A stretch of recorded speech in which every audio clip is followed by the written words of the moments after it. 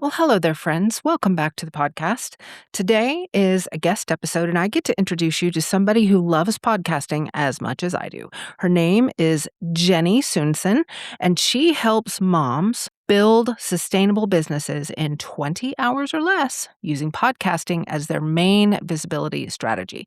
You know that is my heart, and Jenny and I align on so much of what we talk about in this podcast. And I really think that it's going to be super beneficial to you if you have a podcast or if you're thinking that is one of your next visibility strategy steps. So let's dive in. Hey, everybody. Welcome back to the podcast. I am super excited for this episode today because we're going to talk about one of my very favorite things in the entire world to do, and that is podcasting. And so I have a guest today who knows all about podcasting. She has been doing it for way longer than I have, and so we're going to lean on her expertise. Jenny, welcome to the show. Tell everybody about you. Yeah, thanks so much for having me. I'm Jenny. I've been in the podcasting industry since 2019, but I've had my own podcast since 2018, so that feels kind of crazy to say since we are in 2026, so, close to a decade of podcasting experience and also hosting experience as well. But yeah, so I've been niched down to the podcasting space since 2019, and I love it. So there has been actually not as many changes in podcasting as you would think. I mean, there's definitely been some, but it's not like social media where some things are changing almost every day, which is why Right. I actually love it because I'm not having to change my entire strategy every other day. I love that it's consistent and, there's things that change, but it's nothing too crazy. So yeah, and I work with a lot of entrepreneurs, specifically female mom entrepreneurs, to help them launch, grow, and scale their podcast and use it as their number one marketing channel. So that is fantastic. So in your almost decade of podcasting experience, what's been the biggest surprise to you? Honestly, kind of how much it hasn't really changed. It's kind of surprising because I did come from the world of virtual assistants and social media management where things were consistently changing. Yeah. And obviously things have changed a little bit. There's been some new tools that have been introduced and things like that. But as a whole, and then people also jumping onto the video wagon as well, using video and getting on YouTube and stuff like that. But as a whole, there not much has changed. The algorithms haven't really changed. There's an algorithm, but it's not only 10 people are going to see your posts. It's if you use the right keywords and your SEO optimized, your show's going to be easy to find. If you don't do that, then you're speaking into the void and no one's going to find you. Whereas on social media, you could have all the right stuff. Everything could be perfectly right, but that doesn't mean that people are going to find you.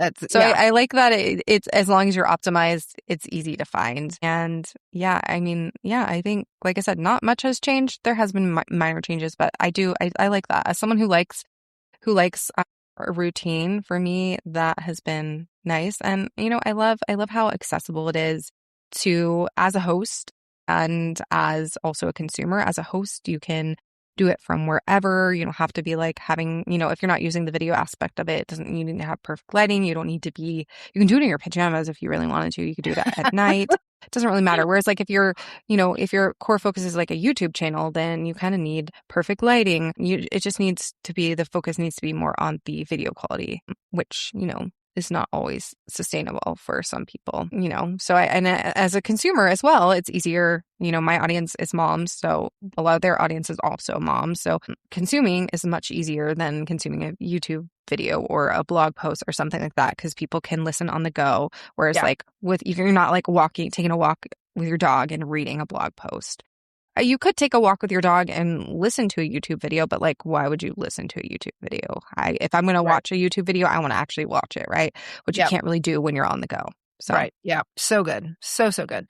So I know that podcasting is creating content, right? So there is, you and I are very aligned when we talk about the difference between having to constantly create content on social media versus creating content for a podcast. Yes. But I know that one of the things that is going to separate a good podcast from just noise and, content that just disappears into the void, and you mentioned it just a minute ago, is the SEO and making sure that you're giving it the right ingredients to be like a real marketing channel. Yes. So what would some of those ingredients be for somebody who really wants to use podcasting as like their primary source of visibility? Yeah, I mean, the SEO is a huge piece. Like, if you don't optimize that, it's going to be hard to be found. And a lot of people tend to go for like cute and clever over like strategic because it's fun. They're like, oh, let me have this fun name and let me have these fun titles. But it's like no one's searching that. No one's looking for that. So when it comes to like your podcast name, that is like the first place that I like to optimize. And I know, and a lot of people get really attached to like their fun, cute name. However, it's just not always searchable. So if someone's like really attached to their name, then I have other suggestions. But I always say that your first word in your podcast should be searchable. So for example, my show is called Podcasting for Moms. The word podcasting is searchable, right? So, if your show, and I see this all the time, people say that their show is called the blah, blah, blah show, right? And the is the first word. You don't need the word the. Like, take it out of there. It might be on your cover art or something, but you don't need to physically write it down. Right. Because that's taking valuable real estate when your first keyword could be a keyword. And if you're like super duper attached to your show and it's a fun, cute name and you don't want to change it, what you can do is you can take like the tagline part where you have the strategic keywords and put that in the front and then just have your name after. Your cover art still remains the same. However, you're just getting the keywords towards the front instead of like your fun, cute name that you are not wanting to give up. Right. And then another place you can optimize is your name field. And I feel like a lot of people don't realize that, but where it says like, for example, mine would say just Jenny Suneson, like that's where it says your name. But people just leave it at that, but you can actually add like your title. So like for mine would say like podcast growth strategist for mom entrepreneurs or whatever your audience is or something like that. A lot of people just have it say their name instead of adding in extra keywords there because they don't realize they can add keywords there. Your show description, your episode titles, those all should have strategic keywords throughout. And then also with your show description, adding questions. So like on this podcast, we answer questions such as blah, blah, blah. And you would like pull questions from Google because Google is also able to search your description and things like that. And that helps people find your show better. So that SEO piece is huge. And that's like the first place I would start. And if you have like 80 plus episodes, I know it's going to take a while, but take some time, go back into your archives and optimize those episodes little by little. Obviously, start with your most recent episode or the ones that are coming up.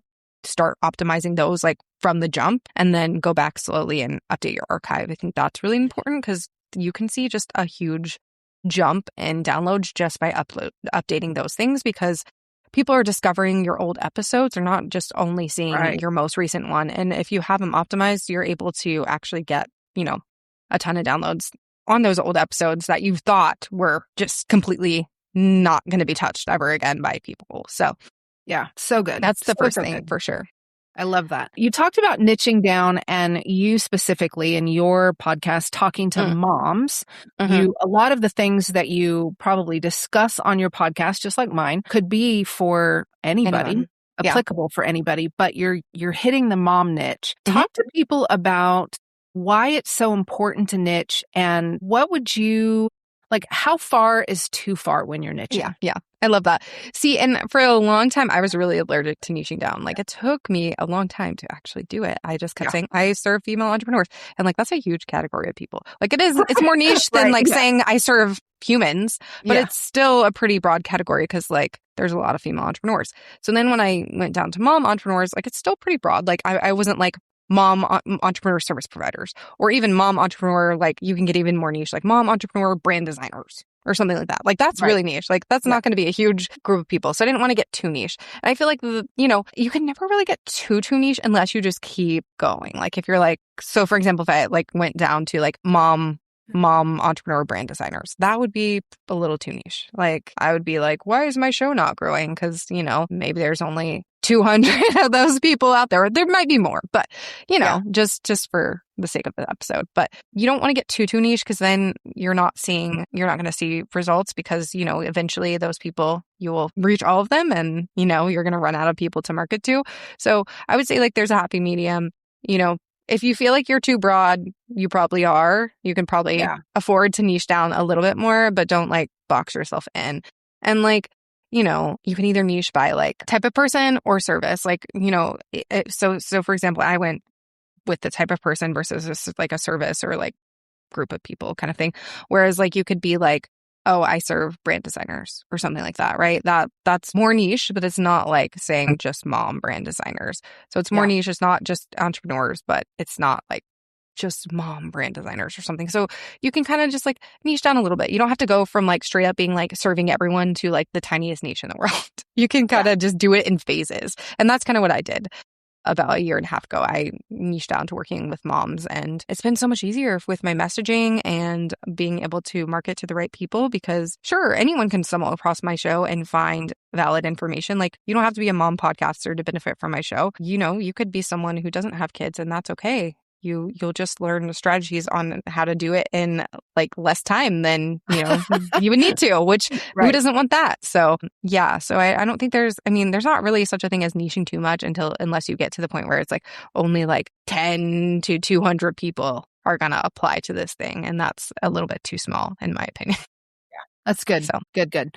So talk to me about how podcasting works in your ecosystem and how it plays into like the customer journey. I feel like customer journey, self-included, is a weak spot where my podcast is concerned because I think my podcast has a strong brand. But I have never sat down and mapped out what the customer journey for my podcast is. I have that for other areas of my business. So why I've never done it for my podcast, I don't know. But I would bet that I'm not the only person who's going to have an aha moment when you talk about this because I just feel like it's low-hanging fruit that so many of us have not taken advantage of. Yeah. And I feel like sometimes people's podcasts and their business are kind of operating as two separate entities. Right. And they shouldn't be. Like, it's one thing if your podcast is like you're starting it and it's going to be like a hobby podcast. Like, say it's about like, I don't know, like pop culture and your business is definitely not about pop culture. But so many people aren't doing that. They're not having like going into it, knowing they're going to be two separate things. They just start it and they're like, oh, this is going to go hand in hand with my business. But then like they don't ever connect the two, even though they're like, saying that when they first start.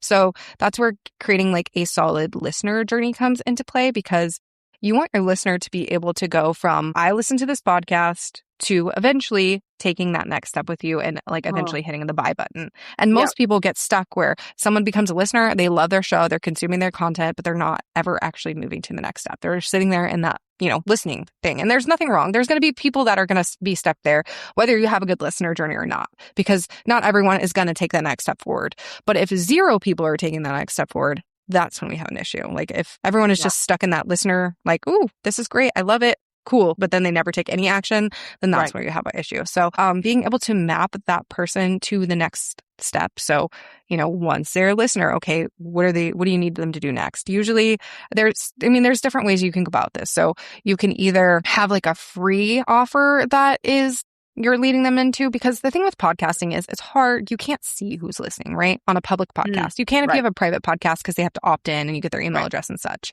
But with a public podcast, you cannot see who they are. You see that there might be someone listening in the United States in Texas in a certain city, but you're not seeing anything further than that. You're not like, oh yeah, Jenny from Texas is listening right now. No, you can't see that information. The podcast hosts don't give us that information, which is unfortunate, but it is what it is. So you have to find another way to be able to connect with that person, because yes, they can leave you a podcast review, but you can't respond to that unless you like bring it up on your show or something. There's no way to actually directly respond within the podcast app or anything like that. So you have to find a way to get them further into your world. The podcast is like it can operate as all stages of the funnel, but I feel like it does best as a top of funnel. It can operate in top, middle, bottom, but it does really good as a top of funnel, especially if you have this listener journey. So you have to lead them somewhere, whether that is a workshop that you're hosting, a free workshop, a free guide, a private podcast series. Like that's one of my lead magnets. Like I have my show, but then if they want like to go deeper on one topic, we have a private podcast series that I lead them into. And then I get their email address, they get on my list, yada, yada, yada. Right. So I think the next step is getting them to your email list, not just sending them to Instagram, because they could follow you on Instagram and then never talk to you and you don't know where they came from. So I always recommend getting them onto your email list in some way. That the way your lead magnet is going to depend on what your business model is, but you got to get them on your email list, because otherwise you can't really communicate with them further. Yeah. And then to know that they're from your podcast, then you're going to have like a separate link that you only share on the podcast. So you can tell this person opted in from the podcast versus like they found it on Pinterest or Instagram or some other platform. And then from there, then you have a welcome nurture sequence situation. They're getting that whatever freebie they opted in for. And then you're nurturing them. They're in your world. They're getting deeper. And then eventually you make them an offer. A lot of the time it's like a small, low ticket thing in your initial little nurture sequence. But then as they stay on your list, they're learning more and more about what you have to offer. They're still tuning into the podcast. So they're getting like double content from you, not just like they're hearing you on the podcast and then that's it. Right. So kind of that's my path to take them from listener to lead to buyer. And not everyone's going to make it there. Even if you're sitting there and you're giving them the next step, they're not always going to take it, but you have to offer them the next step. Otherwise, they don't know that they can even take it. And a lot of people miss that step. They don't offer a next step at all. And then they're like, but why am I not getting clients from my podcast? I'm like, well, are you even saying what you offered? No, I'm not. Okay, well then, of course, like most people are not going to take the time out of their day to go search you up and see what you do. Like there will be some people that might do that. As a whole, most people are not going to do that. So you got to tell them what the next step is. Yeah. And another thing, on the other side of things, people are saying, oh, hey, I have this offer, but the offer has absolutely nothing to do with the podcast episode that people listen to. So they're like, there's a disconnect here. Why? Like, so say the episode's about like, how to not use social media and still get leads in your business. And then their offer is like, hey, hire me to, design your website or something. And I'm like, sure, that's kind of connected in a way, but like not really. Like a better lead magnet would be like, well, okay, well, you don't want to be on social media anymore. Like hire me to start your podcast so that you don't have to be on social media anymore. Like you have to find a way to like connect the two together. It doesn't need to be like the exact next step. I mean, it can be, that is obviously preferred, but it has to connect in some way. And most people either have nothing, they're not saying anything, or it's not connected enough for it to make sense for people to actually like inquire or, hit purchase. So yeah, that's good. So let me ask you a question, because I totally agree with you. If their next step is a lead magnet of some kind, what if, and I know this is kind of in a separate bucket, but what if the goal is not for you to get them into a nurture sequence that's going to produce a buyer? What if you want to monetize your podcast in other ways, like through affiliate links and things like that? What do you say to somebody who says, look, I'm spending a lot of time in my podcast. I don't have a direct connection. Like most of my podcast listeners, because I am a web designer, most of my podcast listeners are not going to buy the Mac Daddy branding and website, package. Some will eventually, but most will not. And so I do want to make sure that I'm monetizing my podcast in other ways. So how do you present monetization? Sometimes that's hard to say. Monetization to people, especially in regards to like affiliate links and sponsorships. Yeah. I think that's another path. And like, to me, that's a secondary thing. Like everyone that has a business and a podcast that are, you want to work together, that should be, doing the other thing that we just talked about, having your own products and service as the forefront should be the main goal. And affiliates and other things can be a secondary goal. I think affiliates, you can literally start that on day one. Like, I mean, even for me, like when I do an episode about my tech stack or something like that, I have links to my Dubsado. I have links to the website host that I use. I have links to the podcast host I use, all those things. And those things don't really need to be like, those are just easy to throw in there.